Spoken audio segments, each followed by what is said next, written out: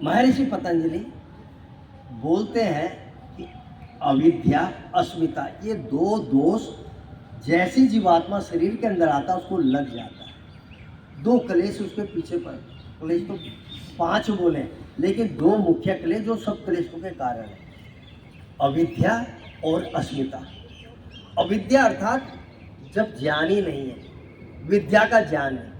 अर्थात विद्या से ये ना समझ लेना कि कोई पढ़ा लिखा डिग्री वाला विद्यावान है, आवश्यक नहीं है वो विद्यावान हो, वो शिक्षावान है।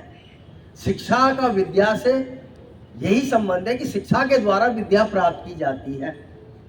शिक्षा अक्षर बोध, अक्षर ज्ञान, व्यवहारिक ज्ञान प्रदान करता है। शिक्षा ज्ञान को प्राप्त करने का साधन है।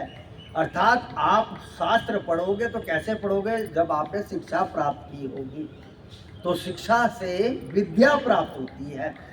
इसलिए आप देखेंगे जो बड़े बड़े शिक्षा आईएएस है, आईपीएस है, डॉक्टर है, बड़े बड़े नेता भी बने हैं और बड़े बड़े डॉक्टर इत्यादि इत्यादि क्या क्या है, वो सब के सब डिग्रियाँ तो बहुत सारी लिए हुए हैं। कॉलेज के अध्यापक भी हैं, प्रोफेसर भी हैं, वैज्ञानिक भी हैं, लेकिन ये जरूरी नहीं विद्यावान और शिक्षित तो है ही है। क्यों? क्योंकि विद्या का अर्थ है विनयशीलता। जिसके अंदर विनय आ जाए वो विद्यावान है। और इनके अंदर क्या आता है, डिग्री लेके क्या आता है, अहंकार बढ़ता है। और ये क्या करते हैं, सत्य की तरफ चल पड़े, जो धर्म की तरफ चल पड़े। लेकिन ये क्या करते हैं, धर्म करते हैं। रिश्वतें कौन खाता है? जो सबसे पढ़ा लिखा है, जो सबसे ऊपर के पद पे बैठा हुआ है, वो सबसे ज़्यादा रिश्वत खाता है।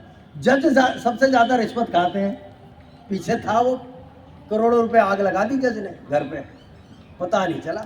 सबसे ज़्यादा रिश्वत खाने वाले, आईएएस सबसे ज़्यादा रिश्वत खाने वाले, डॉक्टर सबसे ज़्यादा बेईमान, इंजीनियर सबसे ज़्यादा बेईमान, बिजनेसमैन मिलावटखोर सबसे ज़्यादा बेईमान। तो ये सब क्या शिक्षाविद तो है लेकिन विद्यावान नहीं है। ये जान ही नहीं रहे अस्मिता, ये अपने को पहचान ही नहीं रहे। ये जान ही नहीं रहे क्षणभंगुर शरीर है और सब छोड़ के जाना पड़ेगा एक दिन।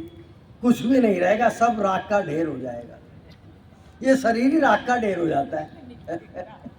तो जिसके लिए संपत्ति जोड़ रहे हो भाई, बच्चों के लिए कितना सुख लोगे। मैं महाभारत में भीष्म पितामह युधिष्ठिर को समझा रहे हैं, भीष्म पर्व के अंदर, कि युधिष्ठिर अनीति अन्याय से कमाया हुआ धन 10 वर्ष के अंदर समूल लेके नष्ट हो जाता है। माने समूलता को नष्ट कर देता है। उसकी प्रतिष्ठा, उसका मान, उसका सम्मान और उसका पूरा सब कुछ विनाश हो जाता है। तो अनीति अन्याय से कमा के क्या करोगे? जितनी मूलभूत आवश्यकता है पूर्ण हो गई। बच्चे का पढ़ाई ठीक हो रही है, भोजन का ठीक व्यवस्था हो गई, वस्त्र है, घर है, सब कुछ ठीक है। तो ये भौतिक निर्धनता है, नहीं है तो भौतिक निर्धनता है। इसको पूर्ण करना है। फिर इसके बाद तो जो होता है मानसिक निर्धनता है, मानसिक रूप से निर्धन है।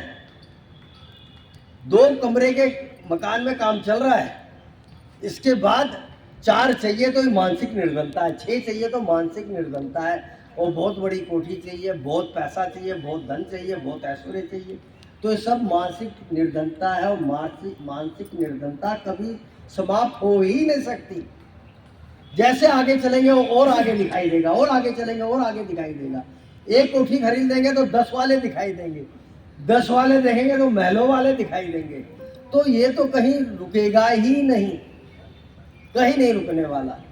तो अंदर से शांति लीजिए, जिसके लिए ऋषियों ने कहा है उस धन को पकड़ो जिस धन के ना होने से निधन हो जाता है।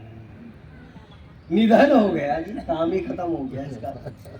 धन क्या है? जीवन है, ये श्वास धन है। इसको पकड़ो, निर्धनता तो दूर हो जाएगी।